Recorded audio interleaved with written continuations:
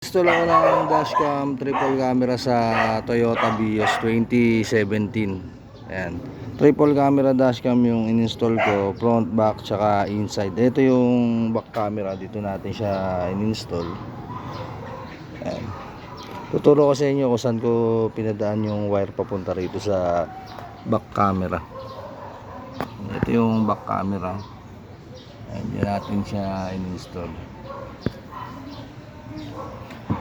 QCY Q12 Pro yung in-install natin, front, back, tsaka inside. 4K video resolution yung front nya, full HD yung inside, tsaka full HD yung back. Meron siyang ADAS blind spot detection, tas nakakonect na rin siya sa phone, tas meron din siyang parking monitoring. Ayan, meron na rin siyang voice command, super night vision. Ito yung dashcam na in-install natin, rear view mirror dashcam, yung plug and play, tapos pinapatong lang siya sa rear view mirror ng sasakyan. Ayan, nakapatong lang siya, naka-clips lang siya ng rubber clips, yung dalawang rubber clips. Ayan. Hindi na kailangang alisin yung pinaka mirror niya dati, papatong mo lang siya. Ayan, ito yung pinaka monitor ng dashcam. Tapos ang ginawa ko install nung sa charger niya, ito yung charger niya. Yung sinasaksak lang siya rito sa 12 volts port. Yung sa cigarette lighter. Nakasaksak lang siya, plug and play lang siya. Ayan, ito yung saksakan niya, yung sa pinaka power niya. Ito yung wire niya. Yung wire niya pinagapan ko lang rito sa taas sa kesame, sa may papuntang kanan. Ayan, ito. Ayan, pinapasok lang siya sa loob ng kesame, yung pinaka wire. Ayan, tapos ginapang kong pa ganun. Tapos dito may inalis akong plastic para mas madali nyo mailinya yung pinaka wire nya. Ayan, inalis ko yung plastic dito. Ito, ayan yung pinaka plastic na nakalusot siya rito. Ayan, madali lang na maalisin niya, naka clips lang yan ng dalawang clips. Ayan, meron yung plastic clips. Ayan, ito dalawa. Ayan, kaya inaalis lang. Ayan, inalis ko para mas madali kong mailinya yung wire. Ito yung wire nya. Ayan, gumapang siya pa ganyan. Sinunod ko lang rin sa wire. May pagsusunodan kayong wire dyan, pababang ganun. Ayan, tinalihan ko ng strap lang rin. Ayan, pinababa kong ganun. Tapos inangat ko yung rubber dito, may rubber yan, inangat ko. Tapos yan na yung wire nya. Ayan, tapos ginapang ko sa ilalim ng carpet. Ayan, pagdating ko rito sa ilalim, ayan, nilusot ko na rito sa may ilalim ng carpet ng sasakyan talaga. Ayan, pag ganun, tapos eto na siya. Ayan, tapos eto na. Ayan, tapos nakasaksak siya rito.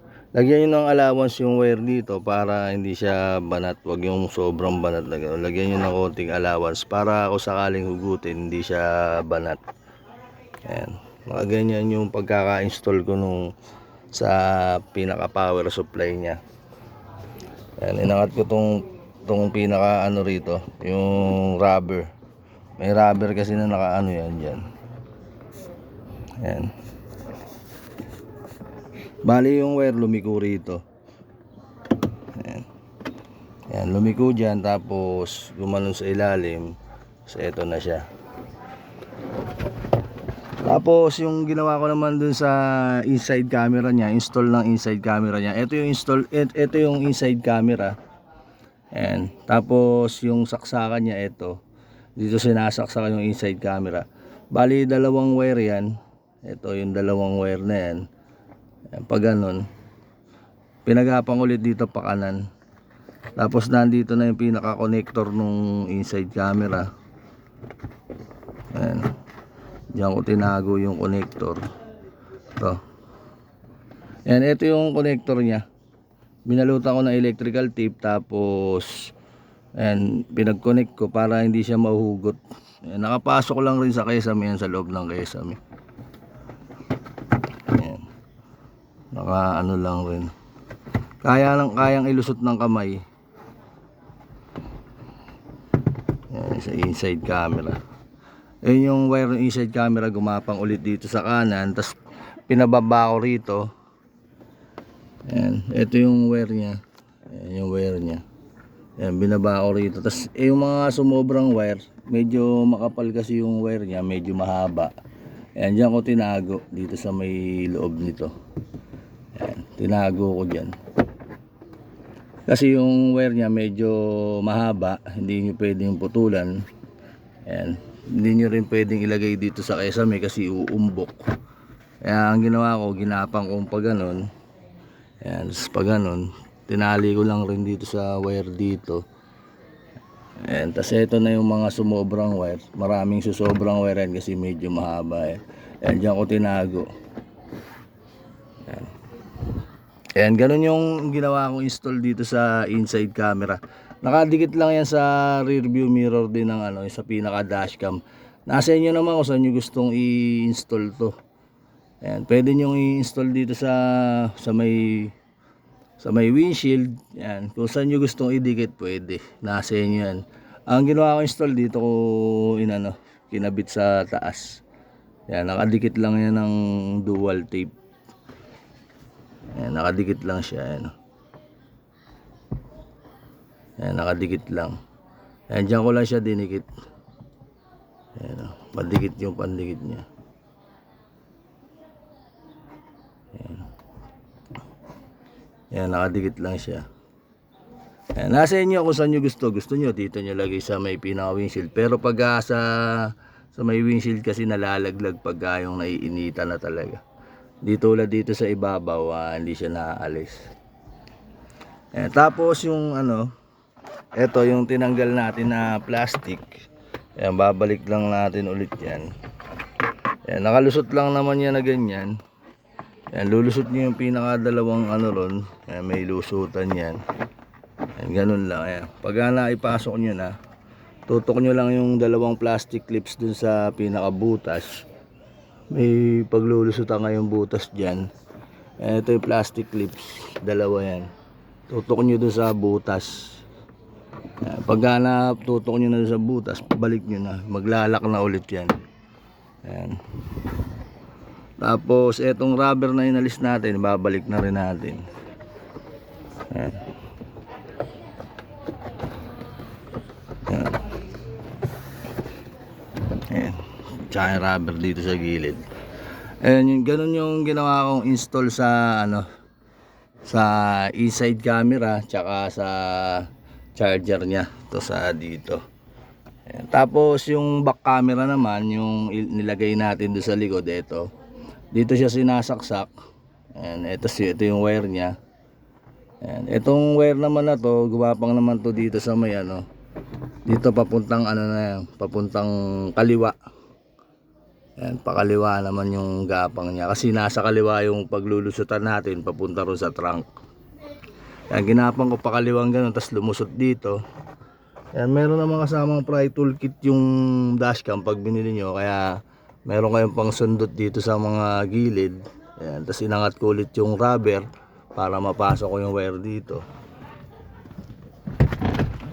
Ayan, inangat ko yung rubber dito para mapasok ko yung wire. Tapos lumusot ulit siya rito. Ayan, pagkapang na ganun. Tapos na yung wire niya. Ito, ayan yung pinaka wire niya. Ayan, tuturo ko sa inyo kung saan lumusot yung wire papuntang trunk. Ayan, inangat ko yung rubber dito para malusot ko yung wire dito sa loob. Ayan, ito yung sa may driver seat. Ayan, tapos babalik ko na kasi naipasok ko na yung wire. Tapos dito na tayo yung sa pangalawang pinto. Ayan. Ayan, inangat ko rin yung rubber dito para malusot ko yung wire. Tapos ito na yung wire. Ayan, ito na yung wire. Yung wire lumusot yan pag papunta rito sa may trunk. Ayan. Pinalusot ko dyan. Gumamit ako ng alambre para malusot ko ron, papunta ron. Ayan. Ito yung sa may trunk. Yan yung sa may trunk. Ito na yung wire. Ito na yung pinaka wire nya. Ito. Ayan, dyan siya lumusot. gumamit ako ng yung alambre yan para mapasok ko dun yung wire. Yan, mahila ko rito. Yan, ito na yung wire. Tapos ito yung mga sumobrang wire. Dito ko ilalagay yung mga sobrang wire. Yan. Yan na yung wire niya. Ayan, ginapang ko to pataas. Papunta ron sa may plate number. Bali ang gagawin nyo, isasabay nyo yung pinaka wire dito sa ply na to. Ayan, kailangan isasabay nyo dyan para pag sinara yung pinto hindi mapuputol yung wire. Ayan, sasabay nyo rito sa pinaka wire nung sasakyan talaga. Ang ginawa ko dyan, tinalihan ko ng cable tie. Ito yung wire nya, yung may pula. Ayan, ito yung wire nya. Ayan, ito. Bali yung dashcam meron siyang red wire. Yung red wire ayun yung kinokonek sa reverse light. Ang ginawa ko dyan, red wire, kinonikan ko ng yellow wire kasi nag-extend ako papunta sa reverse light. Kukonek natin sa reverse light. Yung wire ng dashcam medyo maiksi, kaya nag-extend ako ng automotive wire papunta rito sa may wiring ng reverse light. I-connect natin to. Ito yung pagka-atras ka, mag-switch yung camera, mag-switch sa back, tas meron parking guide na lalabas. Ayan, bali kinunik ko tong red wire sa reverse light ng BIOS. Ayan, dito ko inano yung pinakalinya nya. Ayan, nakaganyan yan. Ayan. Bali ito nakaganyan yan. Ayan, nakaganyan. Ayan. Pipindutin nyo lang yung ito. Pindutin nyo yan para maalis nyo to. Ayan. Ngayon pag naalis na yan, pindutin nyo lang ulit to para maalis naman to. Ayan. Bali itong wire nito kulay violet. Sa kulay violet ko kinonik. Ayan. Hindi ko kinat yung wire, hindi ko in-slice. Bali ang ginawa ko dyan, lusot ko lang yung yellow wire dun sa pinaka socket nya. Ayan, binalutan ko yung yellow wire, tapos nilusot ko dyan para mag-connect sila. Hindi ko nakakinat yung hindi ko in-splice. Ayan, tapos babalik na natin to. Ayan, ito yung nag-switch pagka-atras yung sasakyan. Ayan, nakalaka lang yan dyan. Ayan, ito na yung sa reverse light. Color red to, kinunikan ko lang ng yellow kasi hindi aabot yung wire papunta rito. Tapos meron akong inalis na clips dyan para maangat nyo tong cover dito. Ayan, kasi may cover yan. Meron yan 3 clips. Ayan, yung 3 clips. Ayan, aalisin yan. Ang ginawa ko dyan ayan, nakalusot yan dito, nakaganyan. Ayan, nakaganyan. Kuha kayo ng pry tool kit para maalis nyo. Ayan. Kailangan meron kayong ganito, yung pang alis ng clips. Ayan, gaganunin nyo lang yan, maalis na yan. Bali 3 clips yung inalis natin, isa rito, tsaka ito, isa rito. Ayan, para maangat nyo to. Ayan.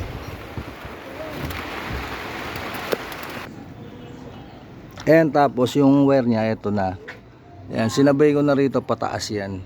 Ayan, pataas, pasabay rito. Ayan, tinalihan ko ng cable tie para hindi siya Kasi ito na yung pinakadulo nya, ito. Ayan, yung connector nya. Tapos ito yung connector nung dito, yung pinaka camera na kinabit natin. Ito yung camera na yan. Ayan, yung wire nya yan. Diyan ko pinalusot sa may plate light. Ayan, pwede dito nyo ipalusutin, pwede rin dito. Kaya dito ko pinalusot kasi may camera rito, yung sa back camera nya ng head unit.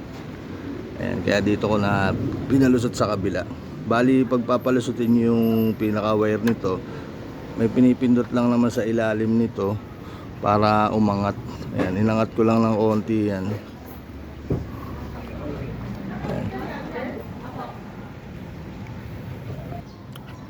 Ayan, pagka aalisin yung lock nito, ito yung pinaka plate light. Ayan, may pinipindot lang yan dito. Ayan. Ikaw sa baking Albert? Ay hindi, may binidyoan ko lang ma'am. Ayan, pinipindot lang yan pagka alisin. Ayan, para papasin ko na lang kayo, sir. Tapos eto, ayan, naka-tornilyo lang siya, dalawang tornilyo. Ayan, tapos nakadikit lang ng dual adhesive tape. Ayan siya. Na-adjust naman yan pagka gusto nyo babaan o taasan, meron yung tornilyo. Ito, tsaka ito. Yung adjustan niya ng pagka gusto nyo siyang ibaba taas. Yung parang yun dun sa pinakita mo kay Albert. Opo. Sa screen na-adjust din, ma'am. Pwedeng up and down. Ayan, yung back camera niya, ito na. Tapos ito, ma'am, pagka yung papakarwas nyo, ingatan nyo siyang mahila. Ayan, kasi minsan nahihila siya na ano.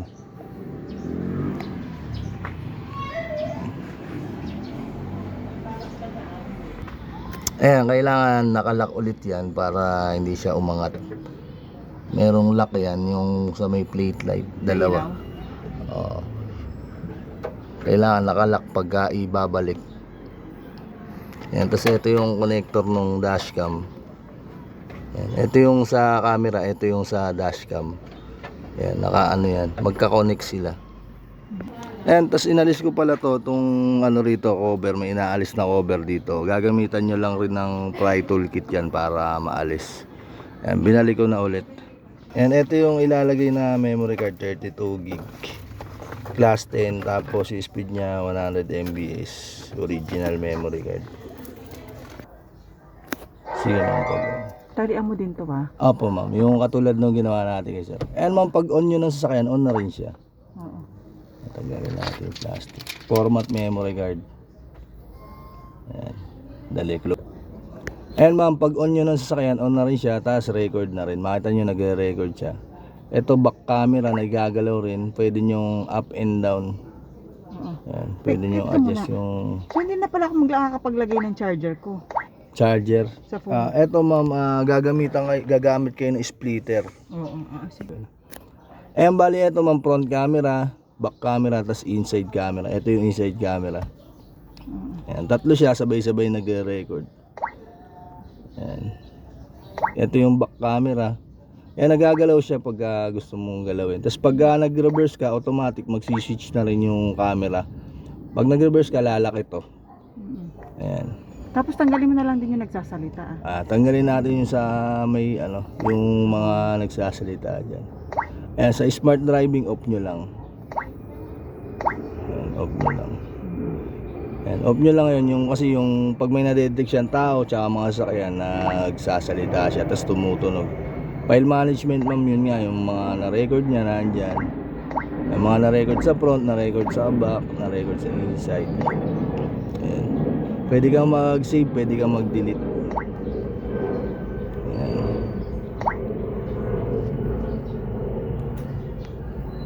Ano, nung pag-reverse. Ayan, testing natin yung sa reverse niya kung mag-switch. Ano, papaandarin ba? Hindi na, ma'am, i-switch nyo lang sa reverse yung cambio. Ayan, pagka nag-reverse, ganyan yung kuha niya. Na-adjust din, pwedeng babaan, pwedeng taasan. Ito lang Pati yung guhit niya na i-adjust. So, pagka gusto nyo babaan yung kuha, pindutin nyo lang itong bilog.